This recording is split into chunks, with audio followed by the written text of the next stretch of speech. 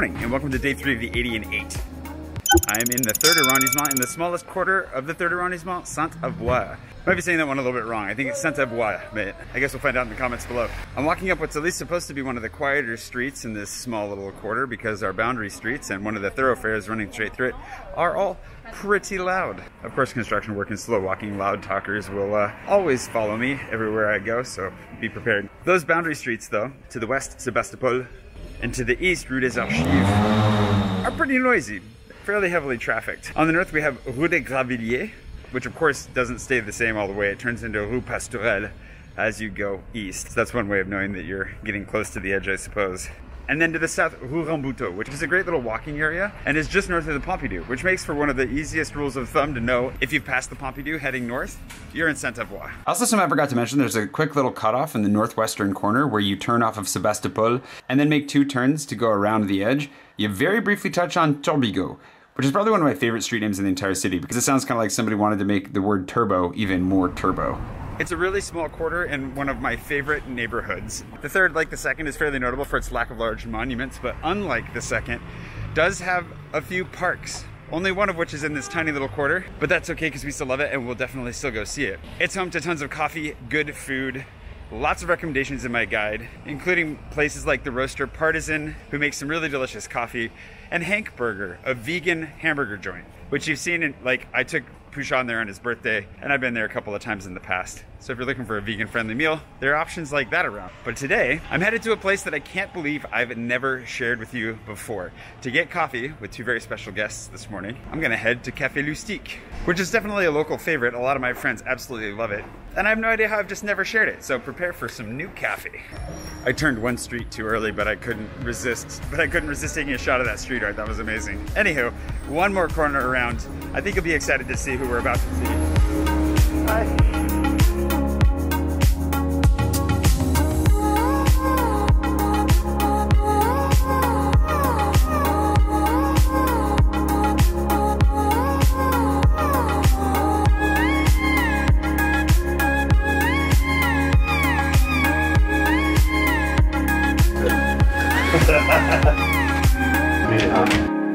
I hate to say it, but yeah, there you go. It smells so good. Yeah.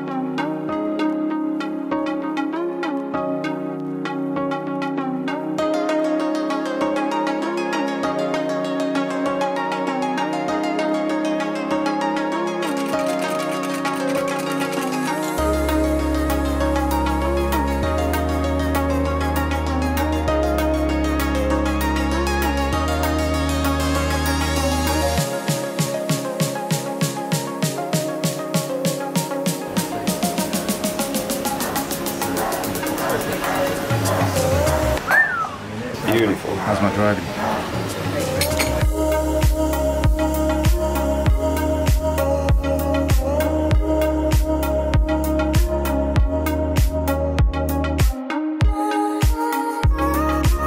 Yeah, go for it. Okay.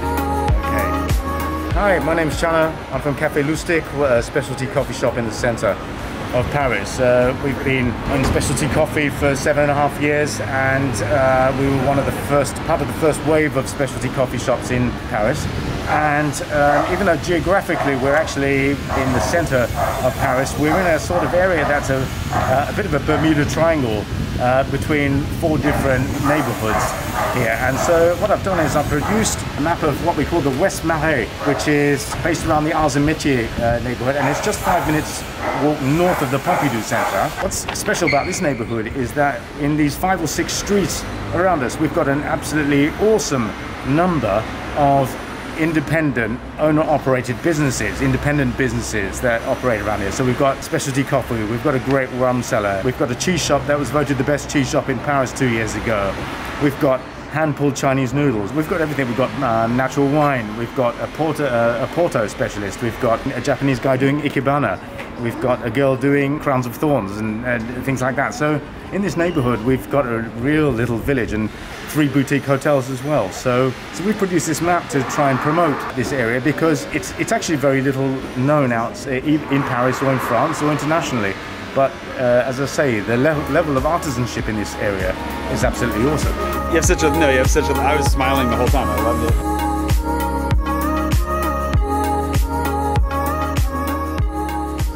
All right, delicious coffee had Richard. Caffeinated. So we got one park to go to. Yep, Jardin. Which apparently I'm gonna have to go into alone because Gustav's not allowed inside.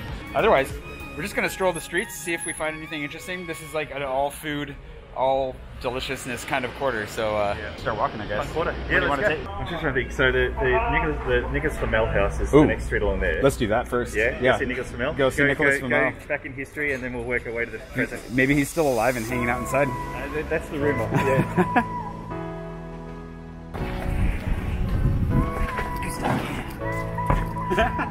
What was that? This is the... Well, this is, so where we are, it's in the Marais, and the Marais was traditionally a tailor district, so the fashion centre of sort of Paris fashion. And this quarter really is one of the last vestiges of that real working class tailor area. So there's a lot of wholesale shops. So you can see across here, we've got the handbags here. Oh yeah. And a lot of jewellery. We'll see them as we walk around. That's cool. And so in the, in fashion weeks and things like this is, you've got the glitzy part of Fashion Week, the fashion shows, but then you also have the real, where the rubber hits the road side of things with the wholesalers and that. And this little quarter is really that last little vestige. Unfortunately, or fortunately on your perspective, it's starting to turn over. So you're starting to see bit by bit a lot of these wholesalers shut down and other bits out of Paris and coming more the restaurants and that. So there's gentrification here happening. Really before your eyes. And one of the things I was going to point out too, we had this conversation in Loustic, that was Café Loustic, just in case you missed that, is that because none of us talk in terms of the quarters that I'm exploring by, when talking to people, you're probably going to hear a lot of conflation between the different cultural quarters. Like the Marais is one that's really hard to define where it begins and where it ends. Traditionally it was in the 4th, now it extends into the 3rd. You have the Haute Marais, which is like the high Marais, and you have the mushrooms. Oh, you have the mushrooms Marais. This is the best Marais. Yep. What is this? This is great. Is that a real person sitting in there is the question. Yeah, that is real. Or is that a statue? No, there's a real person hiding in there. But those shiny shoes. We all look at the city a little bit differently. I was going to point out yesterday that there was a sign that said Quartier Montorgueil, and it's just the way that people talk about this is the neighborhood of whatever the most notable thing they think is in the neighborhood. So if you ever get confused by that, don't worry, we're all confused. If that's not a real person, that's definitely not a real person sitting in there. I was going to say they're sitting so still and they're not going for their cell phone. Oh yeah, so I didn't see the face. Yeah. They're not going for their cell phone. This is, so the bears, I think the bears are really cool. The cases full of doll body parts, a little more disturbing. Lots of galleries like this around. Galleries, yeah. Lots of little pop-ups. This is a fun little place, this street here. There's a great new coffee shop up here called Partisan. Down in this corridor is a little bespoke umbrella shop, which is really lovely. Okay, that's amazing. Loustic is on Rue Chapon, and we're just walking straight across Rue Saint-Martin to check out this bespoke umbrella company.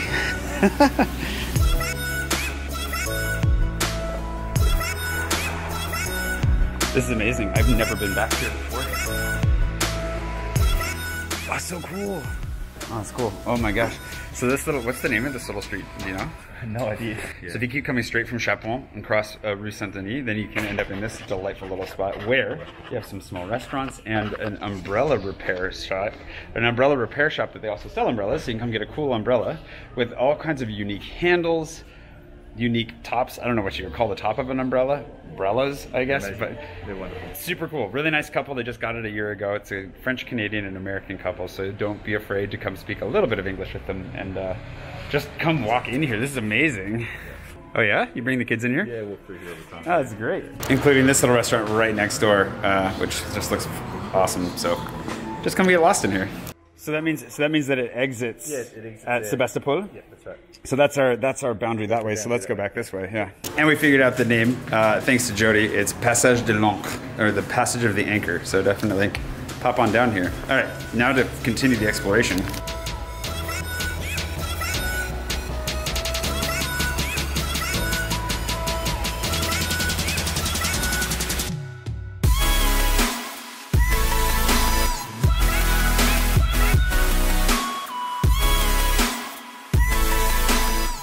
One of the great struggles of this experiment, or this running around Paris nonstop and getting more intimately acquainted with the quarters, is going to be feeling like, man, I don't spend enough time here. And then the next day being like, man, I don't spend enough time here either. So I walked right past this earlier on my way to meet Richard, but this is NICOLAS FLAMEL's house.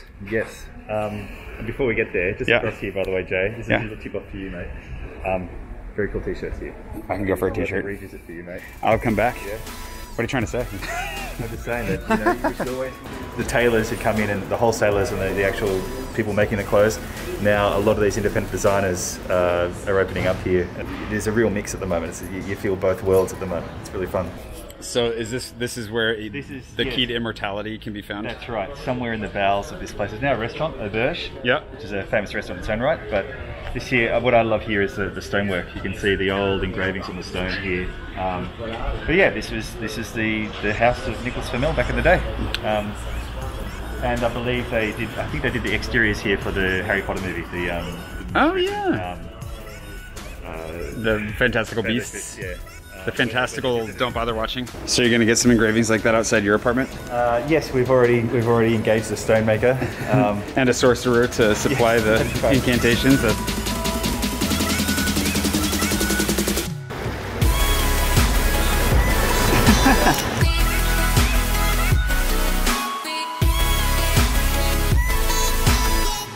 Rambuteau is our southern border.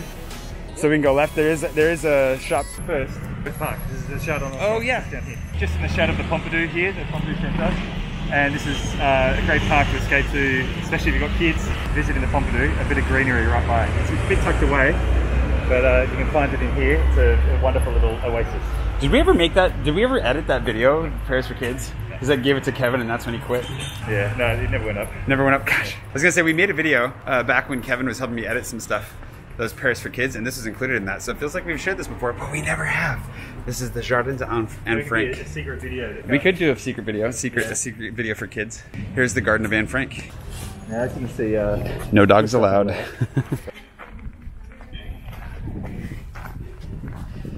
Basically, the rule of thumb is any park that has a playground is no dogs allowed. So no Gustav. Sorry, Gustav. It's a really nice, quiet, family-friendly park. I've come here many times before with Richard when he's with the kids playing on the playground. It's quiet, and it's definitely not like a touristy spot. And he wasn't kidding. You can see Pompey. It's very much in the shadow of Pompidou. Definitely a spot worth coming to if you need a break from the hustle and bustle of the city. It's really nice and quiet in here. And if you were just hanging out at the Pompidou, all you got to do is walk up to Rambuteau, so the street on the northern side of the Pompidou Center, cross the street, and it's like kitty corner, like we said, in the shadow. Definitely worth a little visit if you happen to be here, and if you want to have a little picnic on a bench. It's a great spot to do it. All right, back on the hunt. Now, for those of you that are concerned that I'm only going to be selling you vegan tasty goods, I got a spot up here for you that I absolutely love that is the exact opposite of vegan. It's called Burger Joint. It's in my guide. It's a place that I've recommended a lot. And their original location up in the 18th, I believe, is another spot that we'll probably cross at some point with all this. But they just make really good burgers. And I really enjoy their tasty burgers. There's another burger spot right next to them now, apparently. Oh no, it's just sandwiches. What's that? I was going to say, like, this is, Rambuteau is one of the good little shopping streets that I like in the neighborhood. Yeah. And it's one of our go-tos actually for cakes. Oh yeah? It's very hard to find a good, you know, Anglo-style birthday cake. So where do you go? So just across, where is it? It's called Burko Bakery. It's across the street. You can't look. Oh really? This is our boundary. You're out of bounds. Oh wow. A few cake shops in Paris where you can get kind of, you know, good cupcakes and the big birthday cakes. Unicorn cakes or Simpsons cakes. As opposed to a big tart with fruit overflowing, which is lovely too. But it's nice to get a cake that reminds you of home. Yeah. So yes, if you're only sticking to the quarter, you can just admire them from across the street. But if you actually want one, then go right on in. It's okay, we've broken the quarter rule literally every time so far. We should try somewhere new. What's that, for lunch? Yeah. Oh, okay. Are you getting hungry yet? Well, yeah. Well, you know I'm always going to suggest like an Asian. Yes, I do. Let's do it. There's a great new Japanese place that I love. Let's do it. Called Coco, which is really cool. I'm sold. Yep. Sold. Somewhere in Paris, there's a lot of ice cream shops, a lot of big chains, but this one, and this is the owner just sitting up front here. It's a husband and wife couple. Yeah. And they just make really good handmade ice cream. It's really lovely. Called Mary. Excellent. I've never had it. We'll have to come back. They're a really lovely couple. I'm gonna have to give it a try. Yeah. What is this? The back when you just in the Jardin en front. Yep. This is actually what's in the front. So this is all you know, part of the same precinct. But this is the Jewish History Museum, Jewish right? History Museum, yeah. It's cool. They also, during Nuit Blanche, they were doing something really interesting in here, and I didn't get to go in, but if you're into the Jewish history, this is the spot to do it.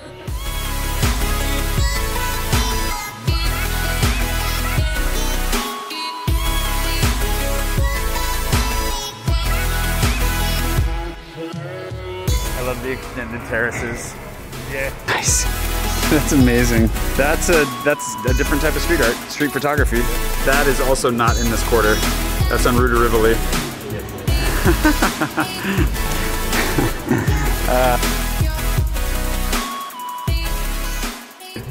Foodie streets in Paris.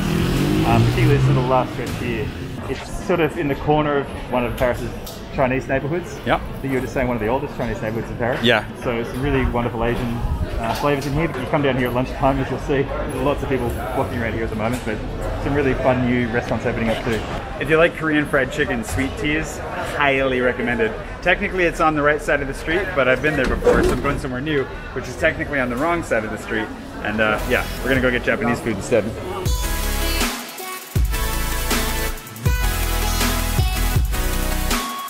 I'm really excited because I'm still on the hunt for good sushi here in Paris. Like, I've got nowhere to recommend, so depending on how this goes, it could be a first.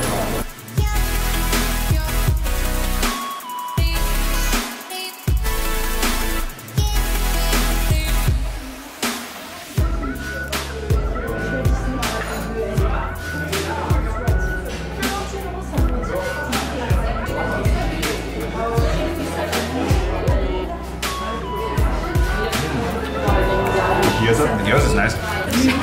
Merci. Oh my goodness.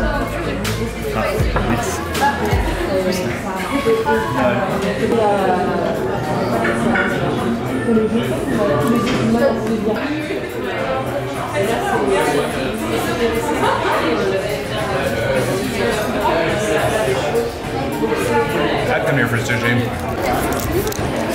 That was super good. Okay, I gotta get out of here.